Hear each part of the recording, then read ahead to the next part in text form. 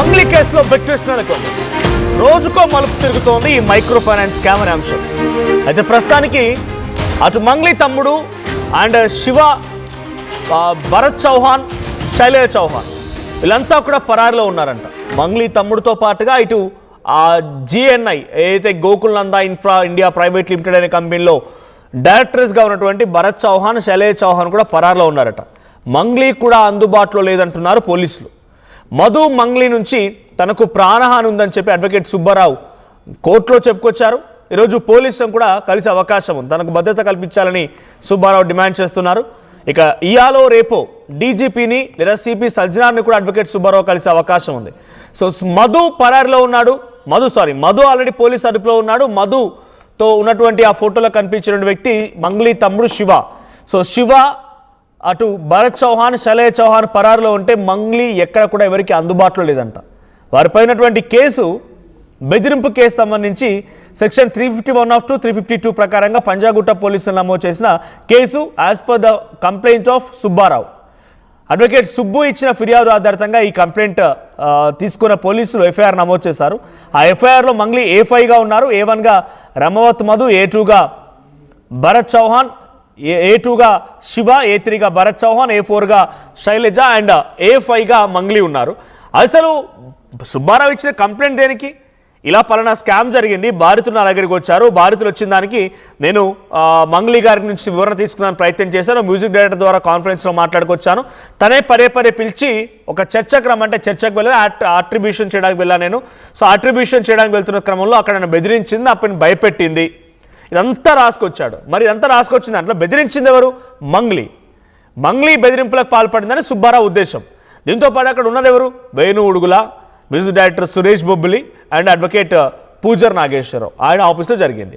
ఆయన ఇచ్చిన కంప్లైంట్ ఆధారితంగా వీళ్ళ పేర్లు అక్కడ చర్చలో ఉన్నారని పలానా మంగ్లీ బెదిరించిందని చెప్తే దీనిలో రమవత్ మధు A1గా ఎందుకయ్యాడు? పంజాగుట్ట పోలీసులు కేసును తప్పుదారి పట్టించే ప్రయత్నం చేస్తున్నారా? పొలిటికల్ ఇన్ఫ్లుయెన్స్ ఏదైనా ఉందా పోలీసుల పైన అనే రకం కూడా చాలామంది అనుమానం వ్యక్తం చేస్తున్నారు. అయితే రమవత్ మధు A1గా ఉంటే A2గా శివ, మంగ్లీ తమ్ముడు శివ, A3గా భరత్ చౌహాన్, A4గా శైలేష్ చౌహాన్, A5గా మంగ్లీ. సో అసలు ఈ కేసులో రమవత్ మధు నిజంగానే సుబ్బారావుని బెదిరిస్తే అక్కడ ప్రత్యక్షంగా ఉంది మంగ్లీ. సో మంగ్లీ పైన కేవలం బెదిరింపు కేసు నమోదు చేసామేమని చెప్పినటువంటి పోలీసులు మంగ్లీ బెదిరించిందని చెప్పి ప్రధానంగా చెప్పినటువంటి అడ్వకేట్ సుబ్బు ఫిర్యాదు ఆధారితంగా దాంట్లో A1గా మంగ్లీ ఉండాల్సిన చోట రమవత్ మధు ఎలా వచ్చాడు? A2గా శివ ఎలా వచ్చాడు? అసలు ఎక్కడ కూడా కనపచ్చని శివ ఎందుకు వచ్చాడు? A3గా భరత్ చౌహాన్, శైలేష్ చౌహాన్ వాళ్ళు లేరు స్పాట్లో, వాళ్ళు ఫోన్లో కూడా మాట్లాడలేదన్నట్టుగా వాళ్ళు చెప్తున్నారు. అసలు లేనటువంటి వాళ్ళు A3, A4 ఎలా అయ్యారు? బెదిరింపు కేసు ఇది, చీటింగ్ కేసు కాదు అని అంటే మరి వీళ్ళపైన ఎలా అక్యూజ్గా చేర్చారో మరి పంజాగుట్ట సిఐ, పంజాగుట్ట పోలీసులే చెప్పాలి. సో ప్రస్తుతానికి మధుని అరెస్ట్ చేసిన తర్వాత చాలా వరకు కీలకమైన పరిణామాలు మారడం, అటు మంగ్లీ కొన్ని వీడియోలు రిలీజ్ చేయడం, తర్వాత శివ గురించి లేకపోతే అక్కడక్కడ వాళ్ళని వెతుకుతూ ఉన్నారు, భరత్ చౌహాన్ గురించి వెతుకుతున్నారు పోలీసులు అనే రకంగా చర్చకు రావడం, ఆ తర్వాత మంగ్లీ తమ్ముడు శివ, భరత్ చౌహాన్, శైలేష్ చౌహాన్ పరారులో ఉండడం, ఇటు మంగ్లీ కూడా ఎక్కడ కనిపించకపోవడం, ఆవిడ కూడా అబ్స్కాండ్లో ఉంది, లేకపోతే ఆవిడ కూడా ఎక్కడో షెల్టర్ తీసుకున్నారన్న రకంగా చర్చ కూడా జరుగుతోంది. సో అసలు ఎక్కడ కనిపించట్లేదు, వీళ్ళంతా నిజంగా ఎక్కడికి వెళ్ళిపోయారు, వీళ్ళ ప్రమేయం లేకపోతే ఎందుకు వెళ్ళిపోయారు, నిజంగా పోలీసులు వెతుకుతున్నారా? సో పోలీసులు తెలుపుతున్న వివరాల ప్రకారంగా వీళ్ళు ఎక్కడ లేరు అనేటువంటి మాట వినబడుతోంది. మా క్రైమ్ జర్నలిస్ట్ ఇన్నారెడ్డి సిద్ధంగా ఉన్నారు. ఇన్నారెడ్డి, ఏం జరుగుతోంది? ఇటు శివ, భరత్ చౌహాన్, శైలేష్ చౌహాన్ వీళ్ళందరూ పరారులో ఉన్నారు, మంగ్లీ కూడా ఎక్కడ కనిపించట్లేదు. సో వీళ్ళంతా ఎక్కడికి పారిపోయారు? వీళ్ళు పారిపోవడం గల కారణం ఏంటి? పోలీసులు ఏం చెప్తున్నారు? మనోజ్, మీరు ఇప్పటి వరకు చెప్పిన కేసుల వ్యవహారం మనం గమనిస్తే ఇది వచ్చేసి పంజాగుట్ట సంబంధించిన కేసులో మొట్టమొదట సుబ్బారావు పెట్టిన కేసు గురించి మీరు ప్రస్తావించారు. దాని తర్వాత మంగ్లీ కూడా సుబ్బారావు కేసు పెట్టింది. అయితే ఇప్పుడు మధును అరెస్ట్ చేసింది ఎకనామిక్ అఫెన్స్ వింగ్, సైబరాబాద్కి సంబంధించిన కమిషనరేట్ లో ఉన్న ఎకనామిక్స్ వింగ్ కు దాదాపు కొన్ని ఫిర్యాదులు రావడంతో ఎకనామిక్స్ అఫెన్స్ వింగ్ మధును అరెస్ట్ చేయడం జరిగింది. ఈ నేపథ్యంలోనే ఆ కేసులో ఇన్వాల్వ్మెంట్ అయి ఉన్న వ్యక్తులు ఎవరైతే ఉన్నారో భరత్ చౌహాన్ కావచ్చు, తర్వాత శైలజ కావచ్చు, వీళ్ళు తర్వాత శివ కూడా పరారీలో ఉన్నాడని చెప్తున్న మాట అయితే మనకి వినిపిస్తా ఉంది. సో ఎకనామిక్స్ అఫెన్స్ వింగ్ దీని మీద తరువుగా విచారణ చేస్తున్న నేపథ్యంలో ఎప్పుడైతే మధు అరెస్ట్ వ్యవహారం బయటకు వచ్చిందో ఆ తర్వాత నుంచి వీళ్ళ యొక్క ఫోన్లు పనిచేయకుండా పోయాయని చెప్పేసి సమాచారం ఉంది. మీరు చెప్పినట్టుగా మంగ్లీ కూడా అందుబాటులో లేదని చెప్పి సమాచారం అయితే దీని మీద పోలీసులు ఒక క్లారిటీ ఇవ్వాల్సిన అవసరం ఉంది. ఏదైనప్పటికీ సైబరాబాద్ కమిషన్ అంటే పంజగుట్ట పోలీస్ స్టేషన్ పరిధిలో ఒకళ్ళ మీద ఒకళ్ళు సుబ్బారావు తర్వాత మహిళ ఒకళ్ళ మీద ఒకళ్ళు కేసు పెట్టారు. అది కూడా బెదిరింపుకు సంబంధించింది. దీంట్లో ఎక్కడ కూడా ఫైనాన్షియల్ ట్రాన్సాక్షన్ చీటింగ్ సంబంధించిన కంప్లైంట్ లో ఉన్నప్పటికీ కూడా పంజగుట్ట పోలీసులు ఆ ఎఫ్ఐఆర్ లో ఆ సెక్షన్ లో ఇన్వాల్వ్ చేయలేదు. సో మరోవైపున సైబరాబాద్ కమిషన్ పరిధిలో ఉన్న ఎకనామిక్ సర్వీస్ వింగ్ ఏమైతే కంప్లైంట్ వచ్చిందో కంప్లైంట్ ఆధారంగా మధుని అరెస్ట్ చేయడం జరిగింది, రిమాండ్ చేయడం జరిగింది. ఈ నేపథ్యంలో ఆ కేసు ఇన్వాల్వ్మెంట్ ఉన్న కంపెనీ డైరెక్టర్ సంబంధించి తర్వాత ఇన్వాల్వ్మెంట్ ఉన్న వ్యక్తులు ఎవరైతే ఉన్నారో భారత్ శైలజ చౌహాన్ మిగతా ఎవరైతే ఉన్నారో వీళ్ళందరి గురించి ఎంక్వైరీ చేసినప్పుడు వీళ్ళందరూ కూడా స్విచ్ ఆఫ్ చేశారు, అందుబాటులో లేరు, పరంగా ఉన్నారని చెప్పి అంటారు. దీనికి సంబంధించి శివాని కూడా విచారించే అవకాశం కనిపిస్తా ఉంది. కొంతమంది శివా పేరు కూడా చెప్పడం జరిగిన నేపథ్యంలో మరి వీళ్ళందరూ కూడా అందుబాటులో లేకపోవడం, ఎప్పుడైతే మధు అనే వ్యక్తిని ఎకనామిక్స్ నుంచి ఎప్పుడైతే అరెస్ట్ చేశారో ఆ తర్వాత నుంచి స్విచ్ ఆఫ్ చేశారు, అందుబాటులో లేదని చెప్పని పోలీసులు చెప్తా ఉన్నారు. ఏదైనప్పటికీ ఈ కేసులో మధును అరెస్ట్ చేసిన తర్వాత జరిగిన పరిణామాలు మనోజ్ ఇవన్నీ కూడా ఖచ్చితంగా ఎకనామిక్స్ వింగ్ చాలా విషయాలను తరువుగా విచారణ చేస్తా ఉంది. ఇప్పుడు రిమాండ్ చేసిన తర్వాత మళ్ళీ పోలీస్ కస్టడీ తీసుకొని మధుని కనుక విచారిస్తే చాలా విషయాలు బయటకు వచ్చే అవకాశం కనిపిస్తా ఉంది. వీళ్ళ బ్యాంక్ ట్రాన్సాక్షన్స్ తర్వాత ఎవరెవరు ఎక్కడ డబ్బులు వసూలు చేశారని దాని మీదే కాకుండా ఇప్పుడు వసూలైన డబ్బులు ఎక్కడికి వెళ్ళాయి, ఆ బినామీల పేర్లో ట్రాన్స్ఫర్ చేసి లేదా మరే రకంగా దేశం దాటిపోయిన దాని మీదనే ఎకనామిక్స్ అఫెన్స్ వింగ్ విస్తారించడం తెలుస్తా ఉంది మనోజ్. రైట్. సో పోలీసులు ప్రయత్నం చేస్తున్నారా అంటే వీళ్ళు కూడా అక్యూజ్డ్ లిస్ట్ లో ఉన్నారు కాబట్టి ఆల్రెడీ మధుని పోలీసు అరెస్ట్ చేశారు, మధుతో పాటుగా వీళ్ళందరూ కూడా ఆరోపణలు ఎదుర్కొంటున్నారు కాబట్టి ఇప్పుడు వీళ్ళపైన ఎకనామిక్ అఫెన్స్ వింగ్ ఎటువంటి యాక్షన్ తీసుకోబోతోంది? అట్ ది సేమ్ టైం ఈ బెదిరింపు కేసు విషయంలో కానీ సుబ్బు ఇచ్చిన అడ్వకేట్ ఫిర్యాదు ఆధారితం కానీ వీళ్ళపై ఎటువంటి చర్యలు ఉండబోతున్నాయి? పోలీసులు వీళ్ళని పట్టుకోవడానికి ఎటువంటి ప్రయత్నాలు చేస్తున్నారు? ఖచ్చితంగా పోలీసులు దీంట్లో కొన్ని టీంలు ఫామ్ చేసి వీళ్ళకి సంబంధించిన వ్యక్తులు ఎక్కడ ఉన్నారు దాని మీద పూర్తి స్థాయిలో అయితే వాళ్ళు విచారణ కొనసాగిస్తా ఉన్నారు. సో ఇప్పుడు మధుని అరెస్ట్ చేశారు కాబట్టి సైబరాబాద్ కమ్యూనిస్ట్ లో ఉన్న ఎకనామిక్స్ అఫెన్స్ వింగ్ మధుని అరెస్ట్ చేసిన తర్వాత దీంట్లో వచ్చిన ఫిర్యాదుల ఆధారంగా కూడా వీళ్ళ ముగ్గురు గురించి విచారణ చేసే క్రమంలో వీళ్ళు పరారైన తెలుస్తా ఉంది. ఖచ్చితంగా దీంట్లో మనం రెండు విషయాలు చెప్పుకోవాలి మనోజ్. ఒకవైపున పంజగుట్ట పోలీస్ స్టేషన్ లో కేసు ఒకటి, అలాగే ఎకనామిక్స్ అఫెన్స్ వింగ్ సంబంధించిన అక్కడ ఫిర్యాదు అందటో దాని మీద మధుని అరెస్ట్ చేసి రిమాండ్ చేయడం జరిగింది.